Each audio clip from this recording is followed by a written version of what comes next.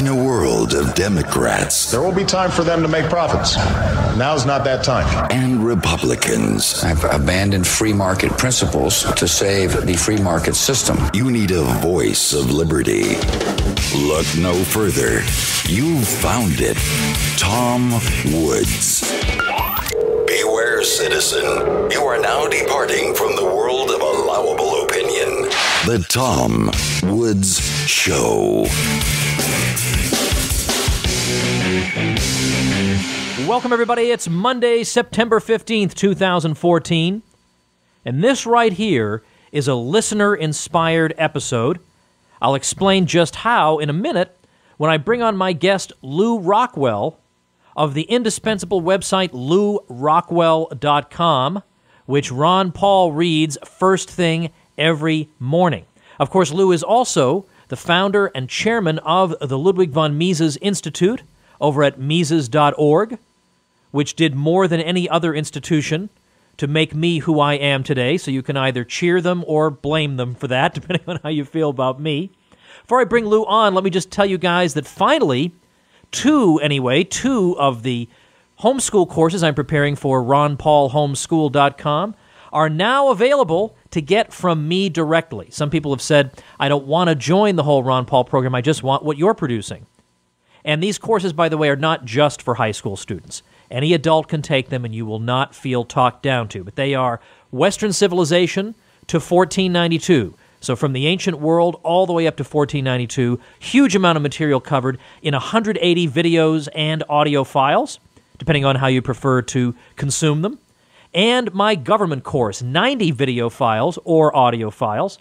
These things are now available to get just from me at TomWoodsHomeschool.com. But the much cooler way to get them is to get them as part of the Tom Woods Bag of Goodies, which you can get as part of my Supporting Listeners program at SupportingListeners.com. That thing has been revamped, updated. You get so many things now, depending on what level you're at. It's unbelievable. So I'm just calling it the Tom Woods Bag of Goodies. And if you want to get those courses, you want to learn some of that stuff, you want to feel knowledgeable where you feel weak, you want to fill in some gaps in your knowledge, whatever it is, you want to not waste time when you're on your commute, great. Well, the most fun way to get these courses and to get a whole bunch of other things I have for you guys is to get them through the Tom Woods Bag of Goodies over at SupportingListeners.com. Now, when you go over there, you won't see the words Tom Woods Bag of Goodies because I'm too embarrassed to put that phrase up there. But I'll say it, I just won't write it down. So anyway, check out the Tom Woods Bag of Goodies, SupportingListeners.com. That's enough of that. I'll talk to you a little bit more about that at the end of my conversation with Lou Rockwell, whom I would like to bring onto the program right now. Lou, welcome back to the show. Tom, great to be with you, as always. Lou, I told you today when I called that somebody had written to me, listener of the show, who said you should think about doing a show highlighting Rothbard's work, Conceived in Liberty, which was a 4-volume history of colonial America up through the 1780s, really. Late 1770s, and now the Mises Institute has it in a giant single volume. And I thought, yeah, that is an important book, and people should know more about it. But then I thought, before I start doing shows like that, I think we need the Rothbard Overview show. And believe it or not, a year into this show, we have no Rothbard Overview show. And I thought, well, who better in the world to come on here and talk about Murray than somebody who knew him as well as you did and worked as closely with him as you did? So I thought Lou Rockwell, and I picked up the phone, and I asked if you'd do it, and then I very sheepishly asked if you'd consider doing it today, and you agreed. So before we get into the weeds of this, let's look at the overall picture. In 2 minutes or less, why is Rothbard important to begin with? Well, Rothbard is important for a couple of reasons. First of all, because he was such a significant scholar, as an economist, as an historian, as a political philosopher. He was an original thinker and a very compelling thinker, a man who created, among other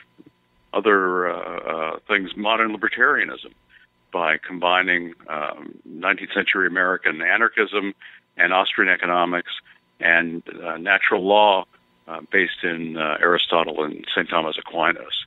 And really, it's a durable and fascinating philosophy. It explains what we need to be concerned about In a sense, it explains how to proceed. It's extremely compelling. Everything of Rothbard's was compelling. Speaking to the people listening to us, if you haven't read Rothbard, just pick up anything by Murray, and it's all for free online at Mises.org. And also there's a lot at LouRockwell.com as well. Just take a look at any essay of Murray's, let's say The Anatomy of the State, which is one of his famous essays. You're immediately pulled into it. He's so clear, he's so logical, he's so persuasive, you'll never be the same again. I mean, this is true of many, many of Rothbard's works. They really are life-changing. So he had this based on the immense knowledge that he had. And this was somebody, so far as I could tell, who knew everything. Now, of course, I'm exaggerating, but only slightly. In the areas that he was interested in, he pretty much knew everything. Just such deep and well-analyzed and rigorous knowledge. He read everything. He had remembered everything. If you were in his apartment, which was full of books, almost humorously full of books, and you were asking Murray a question, he'd say, that's covered in that particular book on that shelf. There it is, the third one from the left, chapter 3, and pages 29 through 36. I mean, he knew he had that kind of knowledge. Yet he was a humble guy, not at all arrogant. One of the most charming people you could ever meet. Extremely funny. He was like a stand-up comedian in addition to all his scholarly abilities and his teaching abilities. Very charming, very welcoming. Never put down students. I think of him as contrast to Milton Friedman, who was a brilliant guy too, but was famous for humiliating a student who asked a question Friedman either thought was stupid or he didn't like the question for whatever reason. Rothbard was never like that. He was just a great human being, as well as just, I think, no question, one of the extraordinary men of the 20th century. Maybe will in the future become to be seen as an extraordinary figure over a much broader time span. Now, before we get into the overview of his life, I want to say something before I forget about Rothbard that I don't think I've ever said, which is that when you look at what he was engaged in doing in his scholarly work, as opposed to the popular articles he would write for various periodicals, but when you look at his scholarly work, he could write scholarly work that was respected by the academic community. For example, his book, The Panic of 1819, got very, very good reviews in the professional journals, published by Columbia University Press. Great.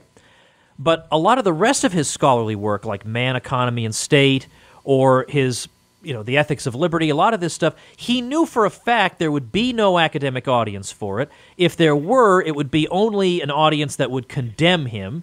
There's no popular audience for this scholarly work either. So who's he writing this for then? And the answer is he can only be writing for posterity, and I suppose to a lesser degree just for himself, for the sake of the ideas. I mean, he did this knowing full well he's not going to be appointed chairman of the economics department at Harvard.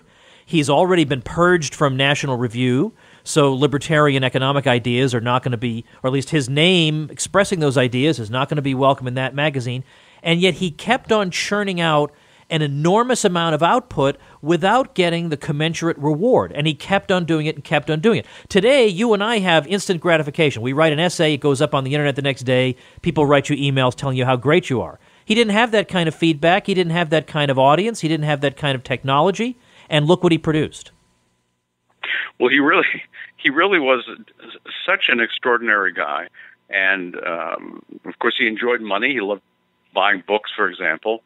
But money was not the chief motivator in his life. Of course, this is one of the ways in which Austrian economics differs from mainstream economics. We don't think of man as homo economicus. There are other things that motivate people besides money, although, again, money's a great thing. It's necessary.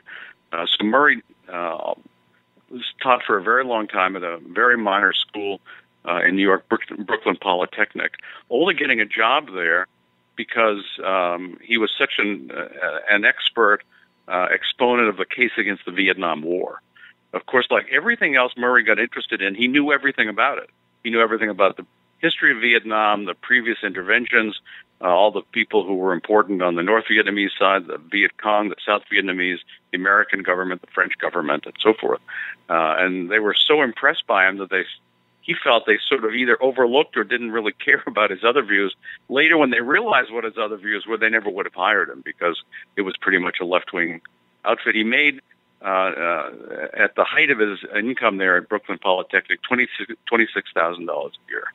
So he never had much money, exactly like Mises famously when he asked the woman who was going to be his wife, Margaret, to marry him. He said, "I just want to warn you, I'm going to write much about money. I'm not going to have much of it." There you go. That's exactly right. Murray could have said exactly the same thing to his wife of so many years, Joey Rothbard. But, he was really the pure scholar, the pure teacher. And yes, I think it was for himself, but it absolutely was for the future. And he was so happy to get anybody interested, just the least little spark of intelligence and interest in something. He would just do his best to fan the flames. And but he was writing for the sake of truth, of telling the truth. That this by itself has we might say an eternal application, certainly a very long-term application on Earth. So that was Murray, and from the very earliest days, he was a star. I was telling you earlier, Bill White, who now passed away, but was a lifelong friend of Murray's, and was in Birch Wathen School, which was the private school that Murray went to, starting in the third grade, when the principal of the public elementary school he was at told his parents, "This boy does not belong in a public school." Very unusual comment coming from a public school administrator. He's far too smart. He's far too significant. He needs to go to a private school. So Bill said that he first heard of Murray Rothbard in the third grade when his mother came home and said she just had a conference with the headmaster, and she said, "Why can't you be like that boy Murray Rothbard?" The headmaster told me he had never in his whole life encountered a student of this significance. This is Murray in the third grade. So we were lucky enough at the Mises Institute to have all of Murray's papers. And when you look at his early, even elementary school papers, he's clearly Murray Rothbard. I mean, so he was a star all through school. He went to Columbia University. He studied economics and math for his bachelor's degree, and of course, summa cum laude, and all throughout. He got his master's in economics, PhD in economics.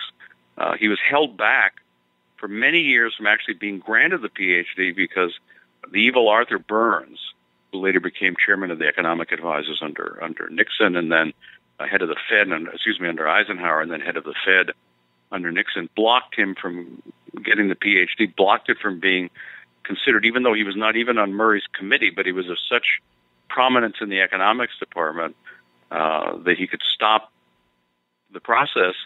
And but so it was very, very, very, very tough for Murray. Thank goodness Burns, maybe not for the world, but for Murray's sake anyway, got wafted away to Washington by Eisenhower. Well, then Murray got the PhD. Yeah, let me jump in on that PhD point, because as if to underscore how petty that was by Burns is the fact that Murray's dissertation, which he later published as a book with Columbia University Press, for heaven's sake, was renowned in the scholarly journals. So it was viewed as a significant contribution to U.S. economic history. So Burns still is a standard work. Petty. Yeah, no one writes about the Panic of 1819 anymore because Rothbard is, in the mainstream, considered to have written the definitive work. So Burns, we're not just making this up. This isn't just sour grapes. That is verifiably pettiness on his part.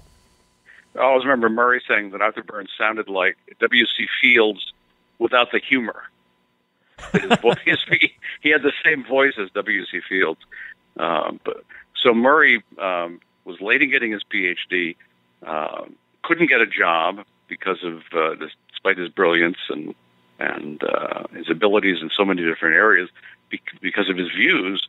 But there was an organization then called the Volcker Fund, now no longer in existence, a great libertarian foundation, and they hired Murray to read books, to read the significant books in the social sciences that either they thought were significant or that he thought were significant, and write reports on them. And we've published some of these reports. Many of them are still unpublished. They will be published someday. So he had an extraordinary time intellectually doing this, just being paid to read all the important books that he was interested in.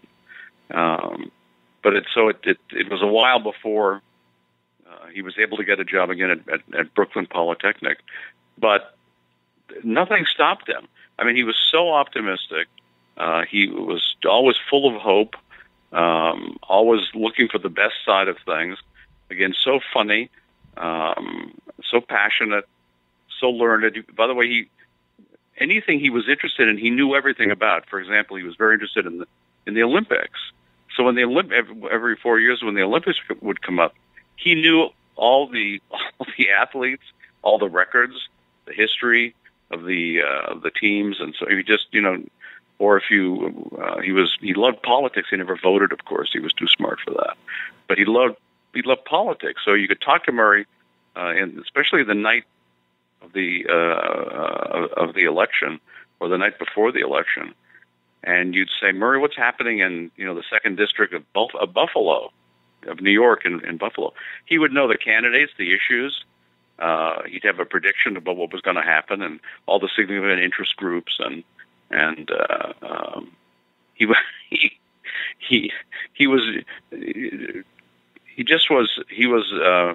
a genius. What can I say? I mean, he was an unbelievable genius, and we were so lucky to have him on our side because of all these great works that he published, which again are so compelling, and everything's again for free on Mises.org.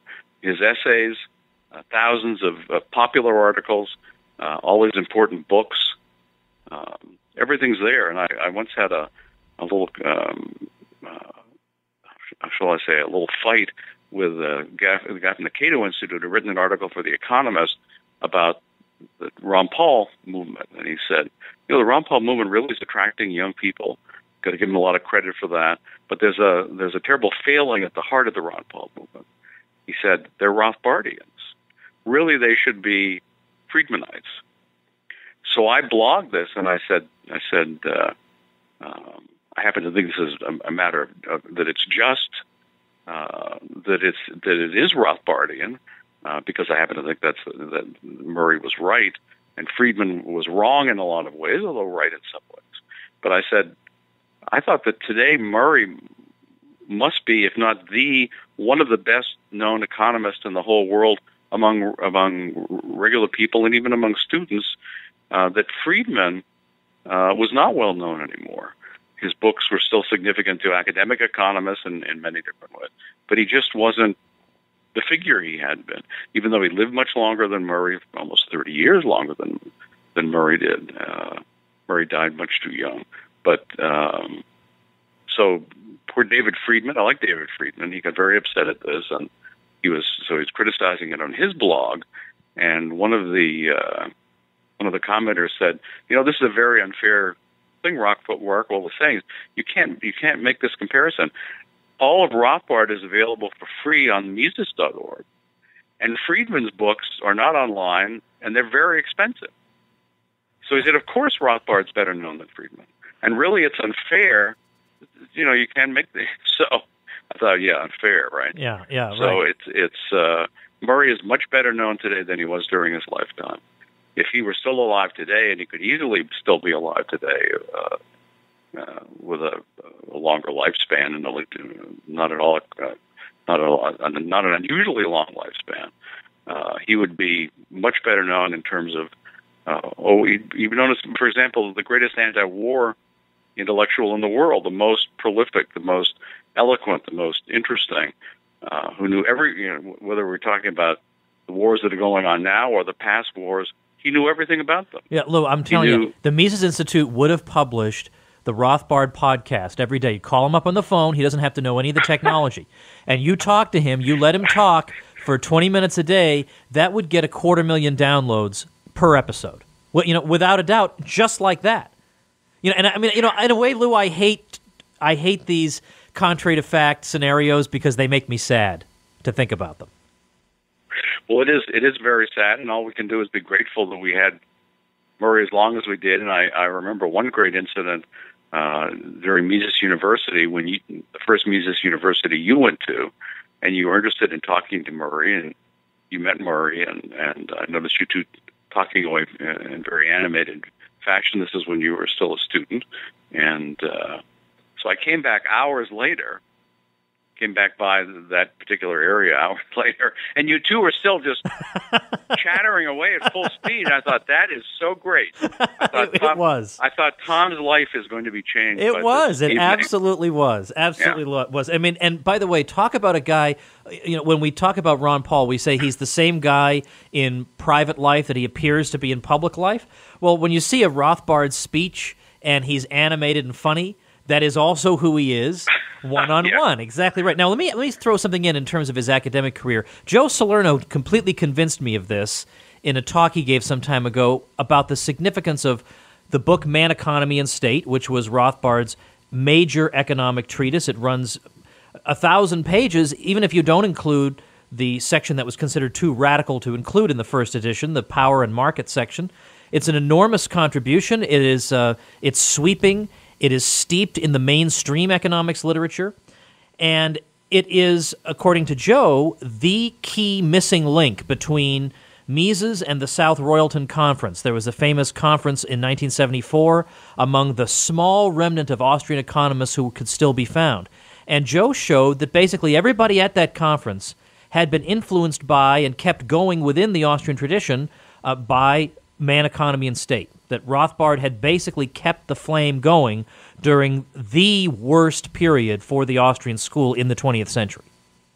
And it's interesting. Mises was not known as an effusive guy, and when even when he was praising some work that he thought highly of, he was not effusive. But his review of Man, Economy, and State, which you can find on Mises.org, is very, very favorable. I mean, just extraordinarily favorable. Of course, I think appropriately favorable. So Mises thought the world of this book, this is sort of applies to other areas of Murray's work.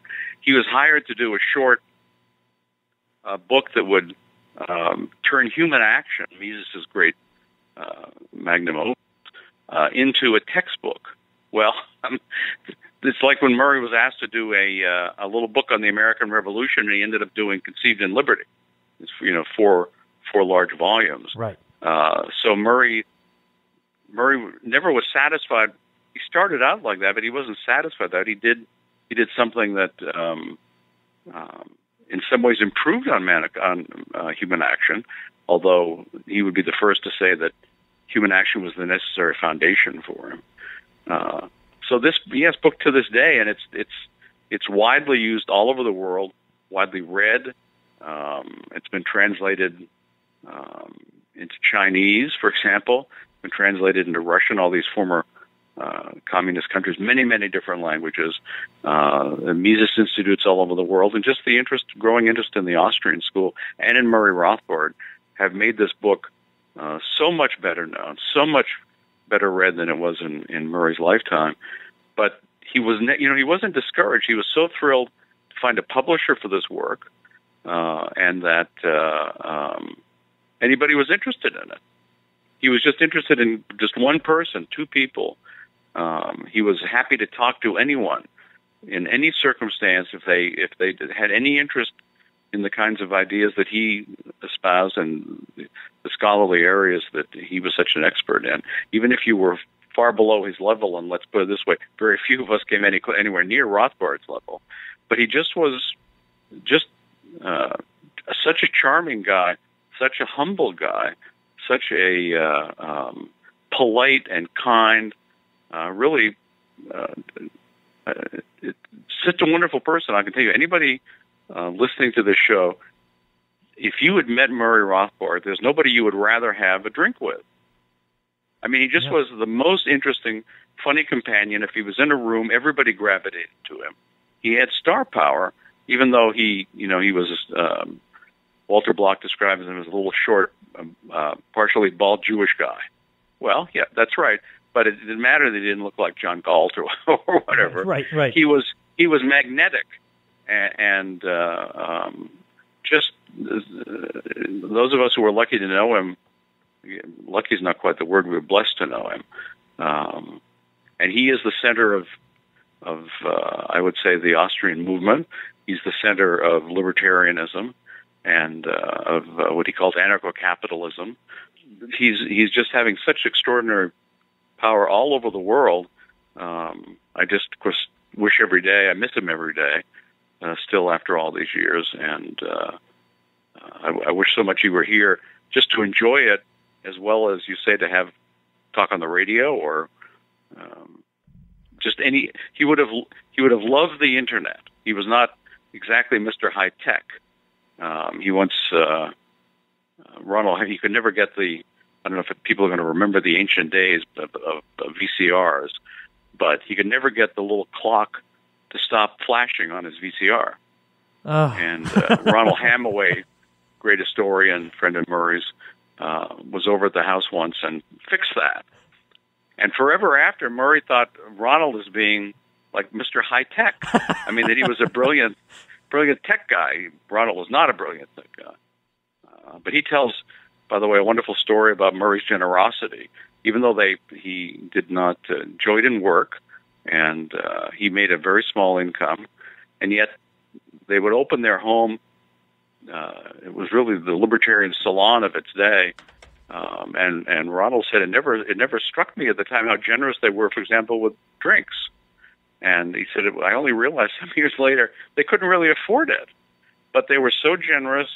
Their hospitality is famous, and anybody who has ever had the opportunity to have dinner with Murray and Joey or have a drink, be just in the room, so warm, just such sweet people. Joey, by the way, herself brilliant. I mean, Margaret von Mises always used to say she should have gotten her PhD. Well, she definitely was capable of getting a PhD. Mm-hmm. She had a master's from Columbia, but she was an expert on Wagnerian opera and many. I mean, when I say an expert, I mean a genuine expert. Of course, she learned German, and so they were just an extraordinary couple, as well as Murray just being such a great person. And he wrote all the time. He wrote all night. It was nothing but our nights. I mean, he would sleep at maybe go to sleep at maybe 2 a.m, or maybe he'd work till 6 a.m. He worked all night. He wrote every night, and sometimes I'd get. This is back in the days of the fax machine. I'd get to the office. There'd be a 20-page article that Murray had written overnight.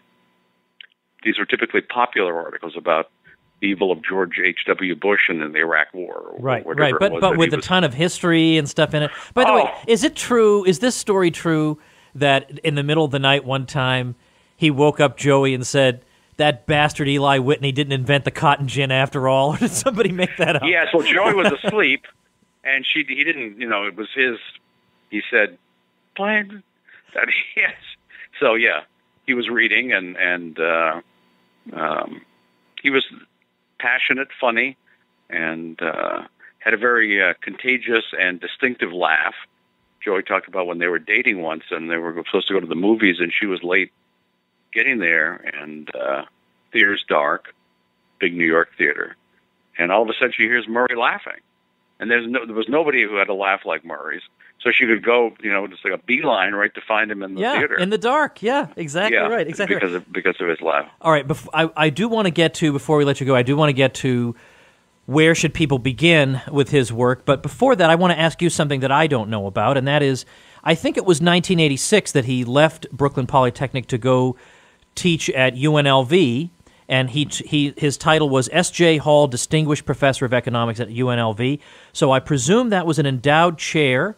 So can you tell us who was S.J. Hall and how did this all work out? Was this somebody who liked Murray and then put up the money for him to be employed there? Was this an existing endowment already and Murray just applied for it? How did he come into that? Well, S.J. Hall was a timber magnate in Nevada. He had passed away by the time Murray was out there. His widow had endowed a visiting chair. Originally, it was for bring a new professor each year. There had been several others. When Murray came and it shows what the department and the dean and so forth was like in those days. They couldn't believe. I mean, they couldn't believe they had this guy at their school, Right. and they turned, with Mrs. Hall's permission, the visiting professorship into a permanent endowed professorship. And really, it was the greatest academic experience of Murray's life. He still didn't have PhD students. He never had PhD students, a great tragedy. But it was so much better than Brooklyn Poly, which he once described to me as an engineering school where the elevators never worked. And he once talked about poor Mises teaching a bunch of uncomprehending packaging majors. Well, Murray, I'm sorry to say, pretty much had a bunch of uncomprehending engineering students in his classes. And by the way, that never stopped him. I mean, he didn't slough off. He was always interesting, fascinating as a teacher, because I know people who visited his classes there. Hans Hermann Hoppe, for example, when he first came to this country, attended Murray's classes. It was like, he was talking to a graduate seminar at Harvard or whatever. I mean, he always put his all into his teaching, and same at UNLV. So all of a sudden he had a decent salary for the first time. He and Joey got a home in Las Vegas. Murray loved Las Vegas because he said it was a night city. Everything was open all night. Yeah. You could drop off your dry cleaning at 3 a.m. Thought it was, that it was just a civilized city in that way. But it was really the man who was the chairman of the department, other members of the faculty, I think not being influenced by maybe the normal academic attitudes to somebody like Murray, but they just realized they had a gem and they wanted to keep him, and thank goodness that worked out. Later on, the sort of typical things that happened at universities happened there. They ended up with a Marxist dean. They ended up with a Marxist chairman of the department, and they did everything they could. By this time, Murray had been successful in bringing Hans Hermann Hoppe out there. So these guys did everything possible they could to circumscribe them and to hurt them and so forth. But Murray just kept going, and he was always famous for being a great colleague. I mean, he that was true at Brooklyn Poly, and certainly true at UNLV. Even people who didn't like him politically or from an academic theoretical standpoint loved him as a person. And he was wonderful in faculty meetings. He was, he was in the university reading clubs and the cooking clubs and all that sort of thing. And he loved people. People loved him, and he was just a great guy. But that was a wonderful moment in Murray's life when the S.J. Hall professorship became available to him, and then was transferred into a permanent tenure job where he taught for the rest of his life. All right, I have never heard that story told before, so I'm very, very glad I asked. Maybe, I don't know, maybe this is the first time people hear about it on the internet. I don't know, but I was interested in that. Where would you recommend people get started? There's so much to jump into. Where should they start with Rothbard, would you say? I mean, there are a handful of titles you would say are just the obvious starting points? Well, you're going to link to an article mine about reading Rothbard, right? Yep. Which gives some advice about this. I'd start with some of the it depends. If you're an economics student, it's going to be slightly different than if you're a history student or you're just somebody interested in these ideas. But I think I mentioned earlier his essay, "The Anatomy of the State." It's a life-changing essay, and it's nothing you have to make yourself read. You start it, and you'll be amazed by it. So I would start there. So many of his shorter works, the Anatomy of the Fed, What Has Government Done to Our Money? These are all very significant books, even though they're short. There's a little bit bigger book called The Mystery of Banking, which is a tremendous explanation of what's wrong with the banking system and how a proper banking system would work. And, of course, we live today even more than in Murray's time in sort of a bankocracy. I mean, the big banks, whether in Europe or in this country, are really ruling the roost, and many terrible things happen as a result of that. Murray explained them all. If you're interested in American history, you mentioned Conceived in Liberty. There's his 2-volume History of Thought that carries us up only through Marx.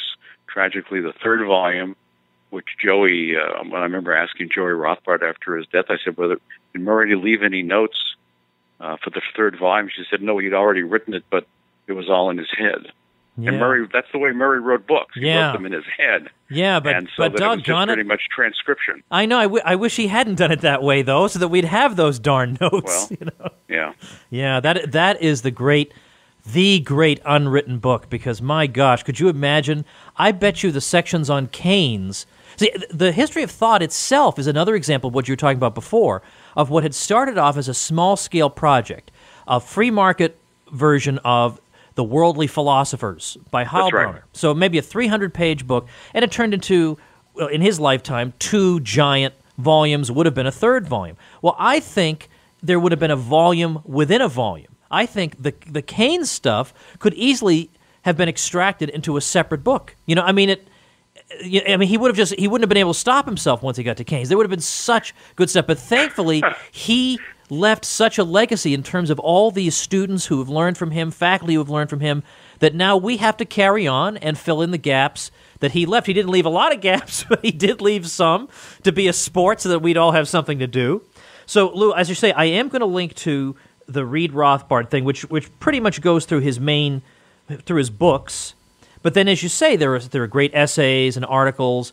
The book Egalitarianism as a Revolt Against Nature and Other Essays is a great collection. I think The Anatomy of the State may have appeared there, but every one of those essays is great Rothbard. It's scholarly to a degree, but punchy as well. So I think that's my favorite style. And talk about timely for our days.